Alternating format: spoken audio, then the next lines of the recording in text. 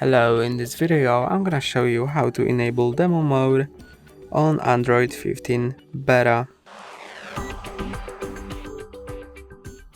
To enable demo mode, go to Settings, then About Phone and find your build number. Click on your build number a few times, then enter your phone's password. Now go back to System and then go to Developer Options. Now, here, you should be able to find demo mode. There's quite a lot of settings here, so finding it may not be the easiest thing.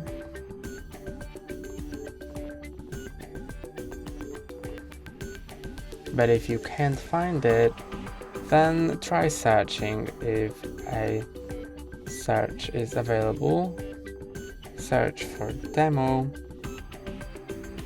and you can see it shows up System UI demo mode, and I can click on it and enable demo mode and show demo mode, and you can see that my status bar has changed to display demo mode. That's all for today. Don't forget to like and subscribe. See you next time.